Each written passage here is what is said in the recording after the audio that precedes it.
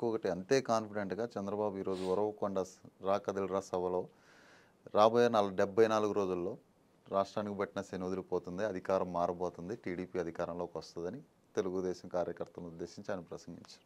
అంటే ఇంత కాన్ఫిడెన్స్ ఏంటి? అధికార పార్టీకి చేసిన అభివృద్ధి సంక్షేమం ఉంది, మేము అభివృద్ధి సంక్షేమం అనుకోండి ఏదైనా కానీ వాళ్ళకున్న ఈ 4.5 ఏళ్ల పాలనలో వాళ్ళకు ఒక కాన్ఫిడెన్స్ ఉంది జగన్మోహన్ రెడ్డి. ఇప్పుడు ఈ 4 ఏళ్ళ ప్రతిపక్షంలో ఉండి పొత్తులో భాగంగా జనసేనతో కలిసి ఇప్పటికీ ప్రజల్లో వ్యతిరేకత ఉంది అధికారం మీద, అధికార పార్టీ మీద. సో అది మాకు కలిసి వస్తుంది, ఇంకొద్ది రోజుల్లోనే జగన్ అధికారం కోల్పోతాడు, మేమే రాబోతున్నాం అంత కాన్ఫిడెన్స్ వీళ్ళు ఉంది. అంటే వీళ్ళకున్న ప్లస్ ఏంటి? అంత ధీమా వ్యక్తం చేయడానికి ప్రతిపక్షాలకు ఉన్న ప్లస్ ఏమిటి? టీడీపీకి ఉన్న ప్లస్ ఏంటంటే ఒక ప్రధాన ప్రతిపక్షం. చంద్రబాబు నాయుడు గారు 14 సంవత్సరాలు రాష్ట్రానికి చీఫ్ మినిస్టర్, ఉమ్మడి రాష్ట్రానికి కానీ తర్వాత విభజిత రాష్ట్రానికి. సో ఆయనకున్నటువంటి ఏదో కొత్త క్రెడిబిలిటీ ఉంది. ఆ పార్టీకి గ్రామ స్థాయిలో, బూత్ స్థాయిలో బలమైన క్యాడర్ ఉన్నటువంటి పార్టీ. దాదాపు 42 సంవత్సరాలు అవుతుంది ఆ పార్టీ పెట్టి కూడా. సో ఆ పార్టీకి ఎగ్జిస్టెన్స్ ఉంది, బలమైన ఒక పునాదులు ఉన్నాయి. ఆ పునాదుల ఆధారంగా ఆయన ఇంకా ఖచ్చితంగా మనమే రాబోతున్నాం, మనమే వస్తున్నాం, ప్రభుత్వానికి వ్యతిరేకత చాలా ఉంది, అటు ప్రభుత్వ ఉద్యోగుల్లో ఉంది, ఆర్టీసీ ఉద్యోగుల్లో ఉంది, పోలీస్ డిపార్ట్మెంట్లో ఉంది, అంగన్వాడీలో కాన్ఫిడెన్స్ ఉన్నాయన. ఇప్పుడు ప్రభుత్వం మీద వ్యతిరేకత ఉంది, పార్టీకి సంస్థాగతంగా ఒక క్యాడర్ ఉంది, ఓటు బ్యాంక్ ఉంది. సో అలాంటి వ్యక్తి అంత ధైర్యంగా ఒంటరిగా ఎందుకు రాలేకపోతున్నాడు ఎన్నికలు? అదే అంటున్నాను నేను. అనేదంటే నువ్వు శ్రేణులలో ఒక ఉత్సాహాన్ని నింపాలంటే రాబోయే అధికారం మనదే అని చెప్పాలా. మనకు చాలా కష్టకాలం ఉంది, మనకు ఫైట్ కొంత మనం వెనకబడి ఉన్నామని మాట్లాడితే కార్యకర్తలు ఇంకా డీలా పడతారు. కాబట్టి ఖచ్చితంగా ఏ నాయకుడైనా అలాగే చెప్తారు, అధికారం రాబోయేది మనదే, ఆల్రెడీ అక్కడ వ్యతిరేక పవనాలు స్టార్ట్ అయినాయి, ఆల్రెడీ వికెట్లు పడుతున్నాయి, ఆల్రెడీ చేరికలు మొదలైనాయి, ఇట్లాంటి మాటలే మాట్లాడతాడు ప్రతిపక్ష నాయకుడు. లేదంటే మనం ఇంకా వెనుకబడిపోయామని చెప్పి ఏ ప్రతిపక్ష నాయకుడు మాట్లాడరు. కానీ ఇక్కడ చూడాల్సింది ఏంది అంటే నిజంగా ప్రజలలో అంత వ్యతిరేకత ఉందా అని ఆలోచించాలి. ఒక న్యూట్రల్ పీపుల్గా మనం ఒక డిబేట్ చేసేటప్పుడు మనం ఏం చూస్తాం అంటే ఎవరి స్ట్రెంగ్త్ ఏంది, ఎవరి వీక్నెస్ ఏంది అని ఆలోచించినప్పుడు, చంద్రబాబు నాయుడు గారి స్ట్రెంగ్త్ ఏంటి అని ఆలోచించినప్పుడు టీడీపీ వాళ్ళ యొక్క స్ట్రెంగ్త్, టీడీపీ కార్యకర్తలు వాళ్ళ యొక్క స్ట్రెంగ్త్, ఈరోజు జనసేన పొత్తు వాళ్ళ స్ట్రెంగ్త్, అంటే వాళ్ళకున్న 7% ఓటర్స్ వాళ్ళ స్ట్రెంగ్త్, ఇవి వాళ్ళ స్ట్రెంగ్త్లుగా మనం భావించాలి. చంద్రబాబు నాయుడు గారి వీక్నెస్లో పాయింట్ ఆఫ్ వ్యూలో ఆలోచించినప్పుడు ఆయన వీక్నెస్ ఏంటి అంటే కనుక ఆయన అధికారంలో ఉన్నప్పుడు ఒకలాగుంటారు, ప్రతిపక్షంలో ఉన్నప్పుడు ఒకలాగుంటారు. ప్రతిపక్షంలో ఉన్నప్పుడు పార్టీ గురించి చాలా బాగా మాట్లాడతారు, కానీ అధికారంలో వచ్చిన తర్వాత సొంత కార్యకర్తలనే పట్టించుకోరు. ఎప్పుడు ఈ వీడియో కాన్ఫరెన్సులు అది చేద్దాం ఇది చేద్దాం అని అధికారులతో బిజీ ఉంటారు తప్ప పార్టీకి ఎవడేం చేసినాడు, పార్టీ కష్టకాలంలో ఎవడు కష్టపడినాడు అనేది ఆయన పట్టించుకోవడం అనే ఆరోపణలు ఉన్నాయి. స్వయానా టీడీపీలోని కీలక నాయకులే చేశారు. ఇది ఇప్పటికి కూడా అంటారు బాబు అధికారంలోకి వస్తే మారాలా అనే చూసాం. అది ఒక మైనస్గా ఆలోచిస్తే ఇంకొకటి కూడా ఉంది. బాబు గారు ఎంతసేపు ఉన్నా కూడా ఏమంటారు పంచడానికి ఊరికే ఇవ్వడానికి ఇష్టపడడు. ఇంకొకటి ఆయన మీద ఉండే మైనస్ ఏంటంటే ఇచ్చిన హామీలను కూడా ఆయన ఏ రోజు ఫుల్ఫిల్ చేయలేదు. అంటే రైతు రుణమాఫీ హామీ ఇచ్చాడు ఆ రోజు 1,50,000, కానీ అందరికీ 1,50,000 చేయలేదు అనేది ఒకటి ఉంది. తర్వాత ఇప్పుడు డ్వాక్రా రుణాలకు కూడా ఆయన మొత్తం లిఫ్ట్ చేయకుండా ఓన్లీ ఇంట్రెస్టే తీసేశాడు. తర్వాత నిరుద్యోగ భృతి కూడా ఎన్నికలకు ఒక ఏడాది ముందు ఎప్పుడో ప్రకటించడం జరిగింది. అలాగే పింఛన్ 2,000 రూపాయలు చేయడం కూడా కేవలం 3 నెలల ముందే చేయడం జరిగింది. ఒకవేళ ఆయనకు చిత్తశుద్ధి ఉండింటే 4 ఏళ్ళ ముందు 3 ఏళ్ళ ముందు చేసి ఉండొచ్చు కదా. సో ఇలాంటి కంపారిజన్స్ వస్తాయి. అంటే ఇవన్నీ ఈరోజు ఈ గవర్నమెంట్ ఎత్తి చూపుతుంది కదా. ఇప్పుడు ఈరోజు జగన్మోహన్ రెడ్డి అమ్మఒడి ప్రవేశపెట్టిన రోజు వేస్ట్ అని మాట్లాడినారు, కానీ ఈరోజు ఏమంటున్నారు వాళ్ళు, మేము అమ్మఒడి ముగ్గురికి ఇస్తాము అంటున్నారు. ఆ రోజు జగన్మోహన్ రెడ్డి 100 కోట్లు కూడా లేవు, శ్రీలంక అవుతుంది అని మాట్లాడినారు. కానీ ఈరోజు మరి జగన్మోహన్ రెడ్డి గారి గవర్నమెంట్ అన్ని లక్షల కోట్ల బడ్జెట్, అంత సంపద ప్రజలకు ఎట్లా పంచింది అది కూడా చూస్తారు కదా. ఈరోజు ఆయన జగన్మోహన్ రెడ్డికి అడ్మినిస్ట్రేషన్ ఏది లేదని మాట్లాడినారు, కానీ దేశంలో ప్రపంచంలో వచ్చిన కరోనా విపత్తును ఎట్లా హ్యాండిల్ చేసినారు మనం చూసినాం. ఆ రోజు తెలంగాణలో హ్యాండ్సప్ చేసినారు ఇక్కడ గవర్నమెంట్. ఆ రోజు మనం హైదరాబాద్లోనే ఉన్నాం కదా, మనం ఇక్కడ ఉండేటోళ్ళమే కదా. ఇక్కడ 30 కూడా కాంప్రమైజ్ అవ్వాలి, బోర్డర్ నుంచి వెనక్కి అంటే వెనక్కి. ఈరోజు 20,000 నుంచి 30,000 మందికి కూడా కరోనా టెస్టులు ఇక్కడ జరగలే, కానీ ఏపీలో లక్షలు పర్ డే టెస్టులు చూసినాం. ఏదో ట్రూ నాట్ అంట ఏవో చాలా తెప్పించి చాలా కంట్రోల్ చేశారు, వ్యవస్థ పెట్టి గ్రామాల్లో అందరికీ చెక్ చేయించడం, ఇట్లాంటివన్నీ జరిగాయి. అందువల్ల నేనేమంటానంటే ఈ 10 ఏళ్లలో జరిగిన విషయాలను అంటే 2014 ఎన్నిక 2019 ఎన్నిక ఒక రకంగా జరిగితే ఈరోజు ఎన్నిక డిఫరెంట్. అంటే 2014లో విభజన జరిగింది. ఆ రోజు చంద్రబాబు నాయుడికి కొన్ని పాజిటివ్స్ ఉన్నాయి. అంటే ఆయనకు అనుభవం ఉంది, సీనియర్. ఈయన కొంత ఎమ్మెల్యేగా కూడా గెలవలేదు, ఈయన కేవలం ఎంపీగా మాత్రమే అనుభవం ఉంది. సో ఈయన ఖచ్చితంగా అనుభవం రావాలా జగన్మోహన్ రెడ్డి గారికి అని మాట్లాడినారు. 2019లో ఎన్నిక ఎట్లా జరిగింది? మొత్తం అభివృద్ధి అంతా అమరావతి చుట్టే జరుగుతుంది, మిగతా ప్రాంతాలన్నీ ఇంకా ఎన్ని రోజులున్నా వెనకబాటుకే గురవ్వాలన్నా, అలాగనే 23 మంది ఎమ్మెల్యేలను కొనడం ఒకటి. అంటే ఇవన్నీ ఆ రోజు పనిచేసినాయి. ఈరోజు 2024 ఎన్నిక కాస్త డిఫరెంట్ ఉండబోతుంది. అంటే ఈరోజు ప్రజలు పోల్చుకుంటారు. ఆయనకు ఒకసారి అధికారం ఇచ్చినారు, ఈయనకు ఒకసారి అధికారం ఇచ్చినారు. కాబట్టి ఎవరి పాలనలో ఎక్కువ వర్గాలకు న్యాయం జరిగింది, ఎవరి పాలనలో బడుగు బలైన వర్గాలకు న్యాయం జరిగింది, ఎవరి పాలనలో మధ్య తరగతికి అన్యాయం జరిగింది, ఎవరి పాలనలో అభివృద్ధి జరిగింది. సో ఇలాంటి కంపారిజన్ సహజంగా వస్తుంది. వచ్చినప్పుడు అభివృద్ధి అనేది ఎవరు కూడా ఒక రోజులో జరగదు, అది అందరికీ తెలిసిన విషయం. అభివృద్ధి అనేది కంటిన్యూస్ ప్రాసెస్. ఈరోజు చంద్రబాబు నాయుడు హైటెక్ సిటీ కట్టడం వల్లనే మొత్తం ఐటీ డెవలప్ అయిందా అంటే అది వాళ్ళు ప్రచారం చేసుకోవచ్చు. కానీ వాస్తవం ఏంటి? చంద్రబాబు నాయుడు గారే ఒక ఇంటర్వ్యూలో చెప్పారు, అంటే అభివృద్ధి అనేది కంటిన్యూస్ ప్రాసెస్. నేను ఆ రోజు ప్రభుత్వంలో ఉన్నాను కాబట్టి నేను చేయాల్సినవి నేను చేసినాను. తర్వాత రాజశేఖర రెడ్డి గారు దాన్ని కొనసాగించినారు, రోషయ్య కొనసాగించాడు, కిరణ్ కుమార్ రెడ్డి కొనసాగించాడు, తర్వాత తెరాస ప్రభుత్వం కొనసాగించిందని చెప్పి ఆయన మాటల్లోనే ఉంది. అంటే development is a continuous process అంటాను నేను. కాబట్టి డెవలప్మెంట్ వల్లనే ఓట్లు పడతాయి, డెవలప్మెంటే మెయిన్ రోల్ ప్లే చేస్తుంది అనుకుంటే చాలా పొరపాటు. అటు సైడ్ సంక్షేమమే మెయిన్ రోల్ ప్లే చేస్తుంది అనుకున్నా పొరపాటు. అంటే ఒక ఓటు వేయడానికి ఎన్నో కారణాలు ఉంటాయి.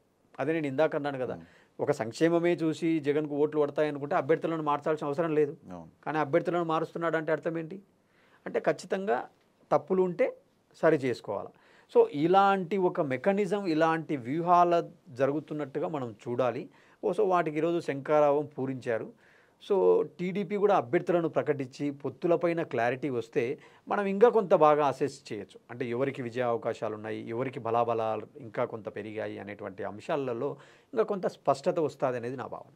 ఓకే, ఇంకా ఫైనల్ కంక్లూజన్. ఇప్పుడు రాజకీయ పార్టీల నాయకులకు ఎలాగైతే వ్యూహాలు ఉంటాయి ఎలక్షన్ రాగానే, అలాంటి వ్యూహాలు ఓటర్లకు కూడా ఉంటాయిగా? ఓటర్ల అభిప్రాయాలు కూడా మారుతుంటాయా? అంటే ఇప్పుడు జనసేన ఉంది, టీడీపీ ఉంది. ఇప్పుడు జనరల్గా నేను అందుకుంటున్నానంటే గ్రౌండ్ లెవెల్ ఎలా ఉందంటే కార్యకర్తలు, ఇదివరకు జనసేన వేరు కార్యకర్త వేరు, టీడీపీ కార్యకర్త వేరు. ఈరోజు ఇద్దరు ఒకే బండి మీద కూర్చొని ఇద్దరు ఒకే జెండా వేసుకొని తిరగాలంటే ఆ పరిస్థితి అక్కడ లేదు. వాళ్ళే ఓపెన్గా అన్నారు, అరే జనసేనతో పొత్తు పెట్టుకోకుండా ఇంత వ్యతిరేకత ఉంది, టీడీపీకి ఇంత బలం ఉన్నప్పుడు ఒంటరిగా ఎల్లుంటే ఏమయ్యేది? వాళ్ళు అన్నట్టే బాబు అలాగే చేస్తున్నాడు, ఎవడు తోడు లేకుండా వెళ్ళడా, ఒకసారి చూడాల్సింది, ఈసారి ఖచ్చితంగా వచ్చేది. ఇప్పుడు జనసేన వాళ్ళు అది అంటారు, పోయి నువ్వు టీడీపీతో ఎందుకు పొత్తు పెట్టుకున్నావు, వాళ్ళకి మనకు అసలే పడదు, రేపు ఒకవేళ వస్తే మన లోకేష్ అన్నాడు సీఎం మావాడి. సో వాళ్ళు ఇప్పుడే ఇలా ఉంటారు, రేపు అధికారం వస్తే బాబు ఇంకా ఆయన వేరుగా ఉంటాయి ఆయన రాజకీయాలు, సో వాళ్ళతో పొత్తు ఎందుకు మనకని ఇప్పుడు జనసేన ఉంటుంది. అంటే ఇక్కడ కాపు కమ్మ అని రెండు వర్గాలు ఇప్పుడు మన ఆంధ్రాకి వచ్చే కులాల వర్జన చూసుకుంటే ఆ కులం వాళ్ళు ఈ కమ్మ వాళ్ళతో అడ్జస్ట్ అవ్వలేకపోతున్నారు. ఇప్పుడు ఈ కమ్మ కులంతో కాపులు వెళ్ళి పొత్తులో భాగంగా కలిసిపోదామనే పరిస్థితి లేదు. రేపు సీట్ల పంపకాలు కూడా అదే అంటారు. ఈరోజు విజయసాయి రెడ్డి అన్నాడు, ఇంకేముంది ఇంకా ముందు ఉంది అసలు పండగ, పొత్తులో సీట్ల పంపకాల వల్ల సీట్ల పంపకాల తర్వాత కలిసి వెళ్ళేది ఎవరు, ఈ కూటమి ఉండేదంతా పోయేదంతా అని విజయసాయి రెడ్డి కూడా ట్వీట్ చేశాడు. నిజంగా ఆ పరిస్థితి ఉంటుంది. ఇలాగే ఓటర్లు కూడా ఆలోచిస్తారు కదా కనీసం. అదే ప్రాక్టికల్గా మాట్లాడినట్టుగా మనం చూడాలి. కూడా ఏవో ఉంటాయి కదా, ఇప్పుడు డబ్బు తీసుకుని వేయాలా, లేదు మన కులం చూసేద్దామా, లేదు పోయినసారి వైసీపీకి వేసాం కాబట్టి ఈసారి టీడీపీకి వేద్దామా, పోనీ టీడీపీకి వేద్దామంటే మళ్ళీ ఇడిపోయి కాపుతో గెలిచాడు కదా, సో జనసేనకు జనసేన అభిమానులు మనం కాదు, సో ఆ వ్యక్తి ఆ హీరో అంటే మనకు పడవచ్చు పడకపోవచ్చు, ఇలాంటి క్యాలిక్యులేషన్లు వేసుకుంటారా? లేదు కాదు ఈసారి జగన్ ఎలాగైనా అధికార దించాలనుకుంటున్నాం కాబట్టి టీడీపీ జనసేనకు కలిపేద్దాం, పోనీ రేపు వీళ్ళిద్దరి మధ్యలో మళ్ళీ బీజేపీ యాడ్ అయితే, అరే బీజేపీకి మళ్ళీ టీడీపీతో ఎలా కలిసింది, టీడీపీ మన చంద్రబాబుని తీసుకెళ్ళి బీజేపీ కారణమే కదా జైల్లో వేయటానికి కారణం, సో బీజేపీతో మళ్ళీ చంద్రబాబు పొత్తు ఎలా పెట్టుకుంటాడు, ఇలాంటివి కూడా జనరల్గా జనాలు ఆలోచిస్తారుగా. ఖచ్చితంగా ఈ అంశాలన్నీ ఇప్పటికే చర్చ జరుగుతున్నాయి కదా. ఇప్పుడు మీరు మీరు ఇన్ని అంశాలు ప్రస్తావించినారు అంటే జనాలలో చర్చ జరుగుతుంది కాబట్టి కదా మీరు ప్రస్తావించారు. జరుగుతుంది కానీ నాయకులు ఆ ఆలోచన ఎప్పుడు నాయకుల వయలో మాది ఒక పెద్ద వ్యూహంగా ఫీల్ అవుతారు. ఆ ఫీలింగ్స్ కింద ఓటర్కి కూడా ఉంటుంది కదా. అదే అంటున్నా. అంటే నాయకుడు అనేవాడు ఏంటంటే ప్రజల నాడిని పట్టాలి. అవును. ఇప్పుడు రాజకీయం అనేది ఎవరు గెలుస్తారు అని మనం జ్యోతిష్యం ఏం చెప్పట్లే ఇక్కడ. మనం ఒక జనరల్ వ్యూ ఇస్తున్నాం. అంతే. అంటే ఇప్పుడు నాయకుడు కూడా ఏం చేయాలి? ప్రజా నాడిని తెలుసుకోవాలి. ఆ నాడికి అనుగుణంగా నీ పథకాలు, నీ పాలన అందించాలి. అప్పుడే నీకు ప్రజలు మళ్ళా తిరిగి పట్టం కడతారు. ఈరోజు మనం ఎంత కాదనుకున్నా మీరు అనుకున్న పాయింట్లు కొంత వాస్తవానికి అర్థంగా ఉన్నాయి. అంటే ఇప్పుడు కింద స్థాయిలో కాపు కమ్మ కలుస్తారా లేదా అనేది ఒకటి ఉంది. ఇంకొకటి ఏంటంటే ఎవరికి టికెట్ వస్తుందో క్లారిటీ లేదు, స్పష్టత లేదు. స్పష్టత ఉన్నప్పుడు కొంత పనిచేసేటువంటి అవకాశాలు ఉంటుంది. ఆ రోజుకు ఆ రోజు మీరు పై స్థాయిలో కలిసినట్టుగా కింది స్థాయి కార్యకర్త కలవడు, అది సత్యం. పై స్థాయిలో కూడా ఆ సఖ్యత కనపడలేదుగా. కొన్ని చోట్ల కనపడలేదు. నేను బాహాటంగానే చంద్రబాబు అలా అన్నాడు కాబట్టి నేను ఇలా అంటాం అంటే మీరే ఇలా ఉన్నప్పుడు ఇంకొకటి కింద గ్రౌండ్ ఏంటంటే లెవెల్ ఎలా ఉంటుంది? జనసేనలో టీడీపీ సంయుక్త సమావేశాలలో కూడా చాలా ప్లేస్లలో కొంత లుకలుకలు చూసినాం మనం. అంటే తిరుపతిలో చూసినాము, అటు జగ్గయ్యపేట, ఇక్కడ చాలా ప్లేస్లో చూసినాం, అమలాపురం, ఇలాంటి కొన్ని ప్లేస్లలో. కొట్టుకున్నారు. నేనేమంటానంటే అది కొంత ఛాలెంజింగ్. ఇప్పుడు జనసేన టీడీపీ కూటమికి ఒక ఛాలెంజింగ్ ఉంది. ఆ ఛాలెంజింగ్ ఏంటంటే వీళ్ళు సీట్లు ప్రకటించిన తర్వాత వచ్చేటువంటి అసంతృప్తులను ఎలా డీల్ చేస్తారు. ఒకవేళ ఆ అసంతృప్తుల కోసం వీళ్ళు ఎదురు చూస్తుంటారు. సో వాళ్ళ వ్యూహాలు వాళ్ళకు ఉంటాయి కాబట్టి ఇది ఒక పెద్ద ఛాలెంజింగ్. ఈ ఛాలెంజింగ్ను అధిగమించాలంటే కొంత టీడీపీకి కష్టమే. ఎందుకంటే కింద ఒకడు ఖర్చు పెట్టుకుంటాడు 4 ఏళ్ళు, ఈరోజు ఇంకోనికి టికెట్ ఇస్తే వాడు ఎందుకు సహకరిస్తాడు?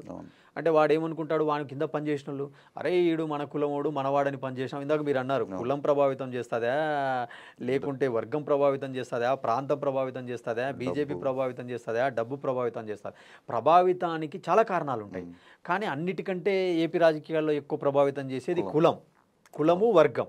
సో ఈ రెండు ఎక్కువ ప్రభావితం చేస్తాయి. మా రాయలసీమ పాయింట్ ఆఫ్ వ్యూలో ఆలోచిస్తే కొంత వర్గం ఎక్కువ పనిచేస్తుంది మా సైడు. ఇక్కడ ఈ కృష్ణ ఇదంతా ఏంటంటే కొంత కుల ప్రభావం ఎక్కువ ఉంటుంది. కాబట్టి ఆ కింద వాళ్ళు కులాలు, 2 కులాలు కలవడం అనేది కొంత పెద్ద ఛాలెంజింగ్. అది ఒక $1 మిలియన్ క్వశ్చన్గా చూడాలి. ఆ రోజు 2014లో ఏంటంటే కాపులు ఎక్కువ శాతం మంది అభ్యర్థులు పోటీలో లేరు కాబట్టి ఆ రోజు కొంత స్మూత్గా వెళ్ళింది వాళ్ళకు. ఈరోజు పోటీలో ఉంటున్నారు కదా అభ్యర్థులు, అంటే వాళ్ళకి ఎంతమందిని గౌరవిస్తాడు. ఈరోజు మండపేటలోనే చూస్తున్నాం మనం. మండపేటలో ఒక చర్చ జరుగుతుంది. లాస్ట్ టైం ఆయన పేరు లీలాకృష్ణ ఎవరో సంబడి, అతను పోటీ చేశాడు జనసేన తరపున. దాదాపు 34,000 ఓట్లు వచ్చాయి. ఈరోజు అతనికి ఆల్రెడీ పొత్తులో ఆయనకు టికెట్ అనే చర్చలు జరుగుతున్నాయి. కానీ ఒక సైడ్ టీడీపీ వాళ్ళు అక్కడ మా అభ్యర్థి ఉంటారు అని చెప్తున్నారు. ఆల్రెడీ చంద్రబాబు అనౌన్స్ చేసినట్టున్నాడు. చంద్రబాబు అనౌన్స్ చేశాడు కాబట్టి మొన్న పవన్ కళ్యాణ్ ఏమంటారు, లాస్ట్ టైం 7 to 8 ఉంది, ఇప్పుడు 30 to 14% ఓట్ బ్యాంక్ వచ్చింది. ఖచ్చితంగా మేము ఉండేవాళ్ళం, కానీ వాళ్ళు ఇలా అదే అంటనా. అంటే వాళ్ళ మధ్యనే సఖ్యత లేనప్పుడు కింద స్థాయి కార్యకర్తల్లో సఖ్యత తీసుకురావడం చాలా కష్టం. సో దానివల్ల ఖచ్చితంగా ఆ కూటమికే నష్టం అనేది నా భావన. ఆలస్యం చేస్తే ఇంకా వాళ్ళకే నష్టం. ఇప్పుడు వాళ్ళు ఏదో బలంగా ఉన్న ప్లేస్లో ఒక 15-20 తీసుకొని మిగతా ప్లేస్లలో ఫ్రెండ్లీగా వెళ్ళిపోతే బాగుంటుంది తప్ప వీళ్ళు 40 కావాలా లేదా ముఖ్యమంత్రి షేరింగ్ కావాలా, ఎవరు వాళ్ళు నేనే బలవంతుడు అనుకుంటున్నారు. వీళ్ళిద్దరి మధ్యలో ఇప్పుడు 9 లేకుండా ఆడు గెలవలేడు, వాడు లేకుండా నేను గెలవలేడు అని. కానీ అసలు ఇద్దరు విడివిడిగా వెళ్తే ఏమవుద్దో ఆల్రెడీ లాస్ట్ టైం చూశారు. కానీ ఇప్పుడు కలిసి వెళ్ళేటప్పుడు ఏమవుద్దంటే నా వల్లే నువ్వు ఉన్నా, నీ వల్లే నేను ఉంటున్నా. ఆల్రెడీ ఇప్పుడు మీరు ఇందాక ఒక మాట అన్నారు, మంచి పాయింట్. యాక్చువల్గా అంటే గెలిచిన తర్వాత ఒక రకంగా ఉంటారు, గెలవక ముందు ఒక రకంగా ఉంటారని మీరు మాట్లాడారు. ఆ రోజు పవన్ కళ్యాణ్ వల్లే మేము గెలిచామని చెప్పి చాలా మంది టీడీపీలోని ముఖ్య నాయకులు మాట్లాడినారు, ఒప్పుకున్నారు కూడా. కానీ అదే టీడీపీలో కొందరు ఏమన్నారు, సొంత అన్నను గెలిపించుకోలేని వాడు తర్వాత గెలిచిన తర్వాత అన్నారు, కింద స్థాయి కార్యకర్త కూడా అన్నారు, ఎమ్మెల్యేలు కూడా అన్నారు. అన్నారు అంటే వాళ్ళ అన్ననే గెలిపించుకోలేనాడు, మమ్మల్ని గెలిపించా అని అంటున్నాడు అని మాట్లాడారు.